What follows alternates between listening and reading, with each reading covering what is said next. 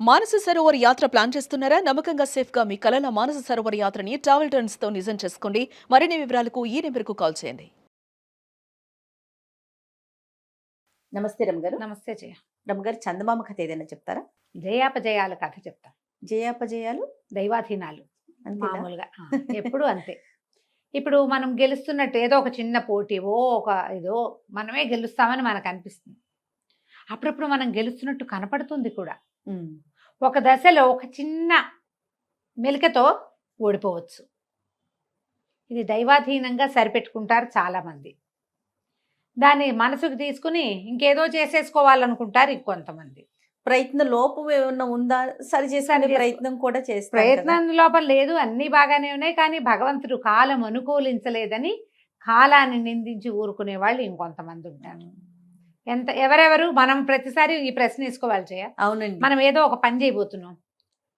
Success అయితే ఏమిటి, కాకపోతే ఏమిటి, అవుతున్నట్టుగా కనపడి కాకపోతే ఏమిటి, కాదనిపించి అయితే ఏమిటి, ఎన్నున్నాయి చూడు అన్నీను. అంతే. అందుకని మనం ఏం చేయాలి? మన ప్రయత్న లోపం లేకుండా భగవంతుడి మీద భారం వేసి ఏదో ఒక పాజిటివ్ ఎనర్జీని, పాజిటివ్ వైబ్ని నమ్ముకుని పనిచేస్తాం. అన్నీ మనకు అనుకూలంగానే కనపడతాయి. అంతేగా. ఎప్పుడు పాసా పలటగయా అంటుంటారు. ఎప్పుడు అది పలటగయానో తెలియదు మనకి. ఎప్పుడో ఒకసారి తిరిగిపోతుంది. ఈ కథ చాలా బాగుంటుంది.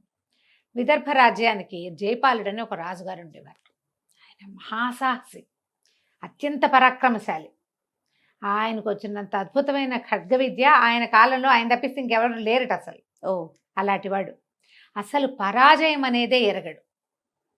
ఆయన చుట్టుపక్కల రాజ్యాల వాళ్ళందరూ ఆయన చేతిలో ఓడిపోయిన వాళ్ళే. ఆయన గాథలు అంటే ఈయన పరాక్రమాన్ని గురించిన గాథలు పాటలు పాడుకుని చెప్పుకునేవారు. అబ్బా, పాండవుల గురించి చెప్పుకున్నట్టు చెప్పుకునేవాళ్ళు. ఎన్ని కథలు, ఎన్ని గాథలు ఉండేవో ఆయన యుద్ధ నైపుణ్యం మీద. ఆయన ఒక ఫ్రేమ్ వేస్తే ఇక దాన్ని చెడగొట్టేవాడు లేడనమాట. అంటే వీళ్ళు ఏమంటారు, వ్యూహాలు పన్నుతారు. వ్యూహం మనకు తెలిసిందే కదా, చక్ర వ్యూహం అట్లా చెప్తారు. గరుడ వ్యూహం పన్నారు, చక్ర వ్యూహం పన్నారు, పద్మ వ్యూహం. ఈ వ్యూహాలు పన్నటంలో ఆయన అంతటి వాడు లేడు అసలు. చుట్టుపక్కల రాజ్యాల వాళ్ళందరూ ఓడిపోయిన వాళ్ళే. ఈయనకి పురుష సంతానం లేదు.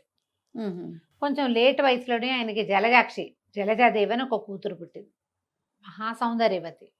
ఆయన తన కూతుర్ని ఇవ్వడానికి తనంత పరాక్రమశాలి ఎవడూ లేకపోవటం వల్ల పెళ్లి ప్రయత్నం కూడా చేయలే. ఓహో, లోకుగా ఇవ్వాలి. మామూలుగా ఆడపిల్లల్ని ఎక్కడిస్తాము? మనకంటే పై ఎత్తున ఒక అంతస్తు పైకి ఇవ్వాలి. ఇక్కడ ఆస్తి స్వాస్తి కాదు కదా, మన ఆస్తి ఏమిటి? ఇక్కడ పరాక్రమమే. మనకంటే పరాక్రమశాలి అల్లుడు కావాలి. పరాక్రమశాలి ఎవడు లేడు. ఎవరికి ఇస్తాం పిల్లని? పెళ్లి ప్రయత్నమే చేయలేదు. అయితే వీళ్ళకి పక్క రాజ్యాల్లో జయపురం అని ఒక రాజ్యం. ఆ జయపురపు రాజు కూడా ఈయన చేతిలో ఒకప్పుడు ఓడిపోయిన వాడు. ఆయనకి మాణిభద్రుడని ఒక కుమారుడు ఉన్నాడు. అతనికి ఈ జలజ మీద ఆపేక్ష ఉంది. ఇవిడ అందగత్తె బాగా, అంటే పటాలు వస్తాయి ఒక వయసు వచ్చేసరికల్లా. చిత్రపటాలు ఊళ్ళల్లో తిరుగుతాయి. ఆ రాజుగారి ఇళ్ళకు వస్తాయి. వచ్చింది ఎలాగో వీళ్ళకి తెలిసింది. అతను ఒకసారి 2 సార్లు వీళ్ళ ఊళ్ళో ఏవో ప్రోగ్రాములు జరిగినప్పుడు అప్పుడు సాధారణ యువకుడుగా వేషం వేసుకుని వచ్చి జలజను చూసున్నాడు. జలజ కావాలి. అయితే ఇతను ఏం చేశాడు? మామూలుగా అయితే ఇది లభించదు కాబట్టి ఏం చేశాడట ఆయన, ఆ కుర్రాడు ఎక్కడెక్కడెక్కడెక్కడికో వెళ్ళి ఎన్ని రకాల ఖడ్గచాలన విద్యలో నేర్చుకున్నాడు. ఆయనకంటే పరాక్రమశాలి అయితే కానీ కుదరదు. ఈ రాజ్యం విదర్భ బహుబలమైనది, చాలా పెద్దది, సంపన్న దేశం. ఈ రాజ్యాన్ని కొలగొట్టేస్తే పట్టుకోవచ్చు. అప్పుడు జలజ ఆటోమేటిక్గా దొరుకుతుందని జలజ కోసం ప్రయత్నం చేశాడు మాణిభద్రుడు. ఏం చేశాడు? యుద్ధానికి సన్నద్ధమయ్యాడు. వీళ్ళ మీద యుద్ధం ప్రకటించాడు. విదర్భ రాజ్యం మీద, జయపురం వాడు ప్రకటించేసరికల్లా అదే సమయానికి రాజుగారికి వృద్ధాప్యంతో తీవ్రమైన అనారోగ్యం చేసింది. వృద్ధుడు అవటం వల్ల కోలుకోటల్లా. మామూలుగా ఒక మాదిరి వయసు వాళ్ళు అనుకో, కొంచెం 2-3 రోజుల్లో తిప్పుకుని కొంచెం తిరుగుతారు, జీవక్రియలు యాక్టివ్గా ఉంటాయి. వయసు వచ్చిన వాళ్ళకి అవి ఉండవు కదా. ఆయన స్లోగా ఉన్నాడు, మందుకి పట్టి ఇవ్వటం లేదు. కానీ యుద్ధం అనగానే ఉత్సాహం వచ్చి లేదీసి పదండి నేనే నడుపుతానని బయలుదేరాడు. మంత్రులు వాళ్ళు వారించారు కానీ ఏమీ పెద్ద కుదరలేదు. అయితే ఈయన వెళ్ళి బ్రహ్మాండమైన వ్యూహాలు పన్నాడు. 1 రోజు 2 రోజులు యుద్ధం చేశాడు. వాళ్ళు ఆగలేకపోయారు ఈయన ముందు. 2వ రోజుకి ఈయనకి మళ్ళీ తిరగబెట్టింది బాగా. దగ్గు, కడుపులో నొప్పి, వంగిపోయాడు మనిషి, చేయలేకపోతున్నాడు. అయితే మంత్రి అన్నాడు, ఎందుకు మనం ఇంటికి వెళ్ళిపోదాము, మీరు వ్యూహాలు చెప్పండి, మన వాళ్ళు యుద్ధం చేస్తారు అని చెప్పి ఆయన మోహించేశాడు అంతఃపురానికి. ఆయన పడుకున్న యుద్ధ వార్తలు వింటూనే ఉన్నాడు. క్రమంగా ఏమైంది, ఓడిపోతున్నాం అనిపించటం మొదలుపెట్టింది. ఆయన దిగులు వచ్చేసింది. దిగులు వస్తే ఆయన పాపం వ్యూహాలు చెప్తూనే ఉన్నాడు. ఆ వ్యూహం పనండి, ఈ వ్యూహం పనండి, అటు నుంచి గట్టి చేయండి, ఏవో చెప్తాడు, పొద్దున్నే ప్లాన్ ఇస్తాడు. అవ్వద్దు. మాణిభద్రుడు ఇంకా చురుగ్గా ఉన్నాడు, యువకుడు. పైగా వాళ్ళకి ధైర్యం ఏంటి, ఇక్కడ నిలబడవలసిన రాజు లేడు. ఎప్పుడైతే హెడ్ లేడో జనం బలహీనపడతారు. ఈ బలహీనత అవతల వాడు పసిగట్టేస్తాడు. వీడికి కింగ్ పిన్ లేదు కాబట్టి వీళ్ళు చులకన. వాళ్ళది పై చేయిగా కనపడడం మొదలెట్టింది. మెల్లిగా రాజుగారి పని అయిపోతుంది. అయితే మంత్రి వైద్యులు ఏమన్నారు, 2 రోజులు మించి ఈయన బతకడు, అయిపోయింది. అయితే ఈ 2 రోజుల లోపల యుద్ధాన్ని ఎట్లాగొట్లా ప్రొలాంగ్ చేసి అపజయాన్ని ఈయనకి వినపడనివ్వకూడదు అనుకుంటున్నాడు మంత్రి. రోజు గడుస్తోంది, ఒక పూట గడిచింది. ఈయనేమో అదేంటి ఇదేంటి అంటే మన వాళ్ళదే పై చేయిగా ఉందని చెప్పడం మొదలుపెట్టాడు. నిజానికి కాదు, వీళ్ళు దిగనాసిల్లిపోయారు. చాలా మంది చచ్చిపోయారు, కొంతమంది పారిపోతున్నారు, చేయలేకపోతున్నారు, ప్రాణాలు కడబట్టిపోతున్నాయి. అయినా సరే మనం గెలిచేలాగా ఉన్నామంటే ఆయన శభాషని ఉత్సాహంగా లేచి కూర్చుంటాడు ఆయన. అంతే, నేను చెప్పే కాదు, నేను చెప్పిన వ్యూహం పనితే సరిపోతుంది. బాగా 2 రోజులు అయ్యేసరికల్లా ఆయన కళ్ళు మూతలు పడిపోతున్నాయి. అయిపోయేలాగా ఉంది. అయిపోతుంది అనుకున్నారు. అయిపోతుంది అనుకుని మంత్రి గారు ఏమన్నారు, మహాప్రభు మనమే గెలిచామండి అని చెప్పాడు. చెప్పేసరికల్లా ఆయన నేను చెప్పే కదా, నేను చెప్పినట్టు చేస్తేనే మళ్ళీ ఉరిగిపోయాడు. అయిపోతున్నాడు అనుకున్నాడు. ఇంతలో ఏమైంది, వీళ్ళు ఓడిపోయారు నిజానికి. ఓడిపోతే అతను రాజ్యం ఊళ్ళోకి వచ్చేస్తున్నాడు మాణిభద్రుడు. ఏం చేయాలో తెలియలే. 1 గంట గడిచేసరికల్లా అతను కోటని స్వాధీనపరిచేసుకున్నాడు. అంతఃపురం మీద పహరా వచ్చేసింది. మంత్రుల్ని, సేనాధిపతిని అందరినీ రమ్మని ఆజ్ఞలు వచ్చేసి. ఏం చేయాలో తెలియలే ఈయన మంత్రికి. ఎలాగైనా దీన్ని ఆపాలి. ఓడిపోయడం మనకు తెలుసు, ఎలాగో మనం ఓడిపోయేదే. రాజుగారు చనిపోయాక కోటవాడి వశమైపోయినా మనకు వచ్చిన ఇబ్బంది ఏం లేదు.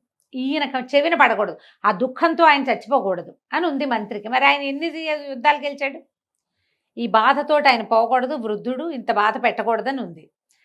ఇక రమ్మన్నారు. రమ్మనేసరికల్లా అందరూ వెళ్తుంటే మంత్రికి ఏం చేయాలో తెలియలే. సరే, రాజుగారు మాగన్నుగా పడుకున్నాడు కదా, వేలు నుంచి రాజముద్రకి తీయటం మొదలుపెట్టాడు నిదానంగా. ఆయన మెలకు వచ్చింది. ఏమిటది అన్నాడు. అదేనండి, మాణిభద్రుడు సంధికి వచ్చేసాడు. సంధికి వచ్చాడు. సంధి మీద పత్రం మీద వేలు ముద్ర వేయాలి కదా, మనం రాజముద్ర వేయొద్దు, తమరు సైనించున్నారని ముద్ర తీసుకెళ్తున్నాను అన్నాడు. అనేసరికల్లా ఈయన కాస్త మంచినీళ్ళు ఇవ్వండి అని మంచినీళ్ళు తాగి నేనే వస్తాను స్వయంగా అన్నాడు. మంత్రికి ఏం చేయాలో తెలియలేదు. ఈయన అప్పుడు తిప్పిరేపాడు, చచ్చిపోతాడు అనుకుంటే ఆయన పోలా. 2 రోజులు గడిచిపోయినాయి. గెలుస్తున్నామన్న ఊహ వచ్చేసరికి మళ్ళీ బతికేశాడు ఆయన. వైద్యులు కూడా మాకేం తెలుసండి, కనపడడం అయితే అక్కడ మళ్ళీ మెరుగైంది, గెలుస్తున్నామనేసరికి ఆయన ఉత్సాహం వచ్చింది. సరే, రాజుగారిని ఏం చేస్తాడు, ఆయన మంచం మీద పడి ఉన్నాడు, ఏదో అంగవస్త్రం కట్టుకుని చీకి బట్టలతోటి ఉన్నాడు, మెత్తటి గుడ్డలతోటి. మరి సభలోకి వెళ్ళాలంటే మంచి బట్టలు అవి వేసుకోదు, ఒళ్ళు తుడిపించుకోవాలి. సరే ఉండండి అని మరి రాజుగారిని తయారు చేయండి అని పరిగెత్తుకుంటూ సభాభవనంలోకి వెళ్ళాడు. వెళ్ళి ఆ మాణిభద్రుడి దగ్గరికి వెళ్ళి, మహారాజా ఒక చిన్న మనవి అని. మహారాజు మరణశయ్య మీద ఉన్నాడు. పరాజయం సంగతి నేను ఆయనకి తెలియనివ్వలేదు. మేము గెలుస్తున్నామన్న నమ్మకంతో ఉన్నాడు. ఒక్క పూట అటో ఇటో ఆ మరణించే లోపల ఆయనకి పరాజయం సంగతి తెలియనివ్వద్దు దయచేసి. ఈ ఒక్క సహాయం చేయండి, రాజ్యాన్ని మీ పరం చేస్తాం. జీవితాంతం ఆయన్ని సేవించినట్టే మిమ్మల్ని సేవిస్తాం అందరం. మా రాజు దీనావస్థలో చనిపోకూడదు, ఇదే మా కోరిక. ఒళ్ళు మండిపోయింది మాణిభద్రుడికి. 20 రోజుల నుంచి చచ్చి చెడి యుద్ధం చేస్తే నేను గెలిచానని ఒప్పుకోవద్దా ఇప్పుడు అనిపించింది. కానీ ఒక క్షణం యువకుడు కుర్రాడు కదా, ఏదో వినోదం జరుగుతుంది, ఏం సీన్ జరుగుతుందో చూద్దాం అంటే ఇక్కడ ఒక సీన్ సీతార కనపడుతోంది, ఏదో జరుగుతుంది. ఆయన మరణించటమో లేకపోతే ఏదైనా మాట్లాడతాడో చూద్దాం అనుకున్నాడు. వినోదం కోసం ఆ సింహాసనం మీద నువ్వు కూర్చున్నవాడు లేచి పక్కన నిలబడ్డాడు. కాసేపట్లో అందరూ డమడమ చప్పుళ్ళు వచ్చినాయి, రాజుగారు వస్తున్నాడని అందరూ లేచి నిలబడ్డారు.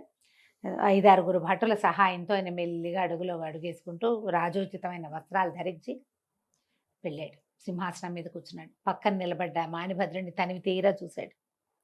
నాయనా, నేను స్వయంగా వ్యూహాలు వేశాను కాబట్టి ఓడిపోయావు, కానీ నువ్వు ఓడిపోవాల్సిన వాడివి కాదోయ్, నువ్వు గెలవాల్సిన వాడివి, ఎంత బాగా యుద్ధం చేసావు అన్నాడు.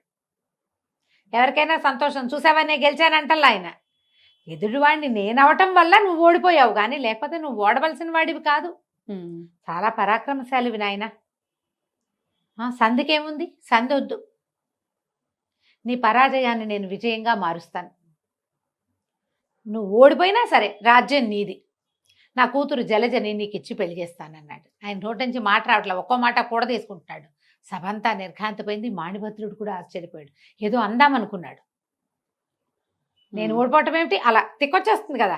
కానీ అదే సమయానికి ఆ జలజాదేవి చెలికత్తెల వెంట రాగా సభలోకి, తండ్రి వచ్చాడుగా, రాకుమార్తె కూడా రావాలి, అవి వచ్చింది. ఆ జలజను చూసేసరికి ఇతను మాట మారిపోయింది, ఏమనలేకపోయాడు. ఇంకా పోనీలే ఆయనే గెలిచాను అనుకున్నాడు. జలజ మంది, రాజ్యం మందే, రాజ్యం ఇచ్చేస్తానన్నాడు. అదే సంధి పత్రాలు కాగితాలు తీసి పక్కకు పెట్టాడు ఆయన. సంధి పత్రాలు కాదు అవి, నిజానికి ఊరికే రాజును ఇది చేయడం కోసం వాళ్ళు తెచ్చిపెట్టారు అంతే. ఈ కాగితాలు వద్దు, మాణిభద్రుడే మన రాజ్యానికి రాజు అని చెప్పి ప్రకటించాడు.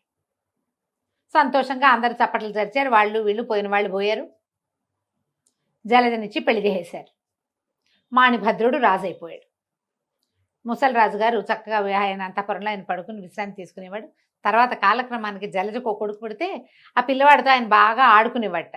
కానీ చనిపోయేదాకా తాము ఓడిపోయాము, మాణిభద్రుడు గెలిచాడు అనే విషయం మాత్రం ఆయనకి తెలియనివ్వలేదు. ఇటువాళ్ళు బా తెలుసుకోవాలి ఆయన. ఆయన చాలా, ఇప్పుడు ఆ మాణిభద్రుడు ఎంత ఉదాత్తంగా ప్రవర్తించాడో, ఈయన కూడా జయవర్మ కూడా అంతకంటే ఉదాత్తంగా ప్రవర్తించాడు. ఇంత ఉదాత్తమైన ప్రవర్తనలు ఉన్న చోట ఎవరు ఈ లోటు మాట చెప్తారు ఆయనకి? అంతేగా, ఎవ్వరూ ఆ మాట చెప్పలేదు. ఆయన సంతోషంగా చాలా కాలం మనవలు పుట్టిన తర్వాత ఎప్పుడో కాలం చేశాడట. కలకంచికి మనం ఇంటికి. బాగుంది కదా కదా, అద్భుతంగా ఉందండి. నమస్తే.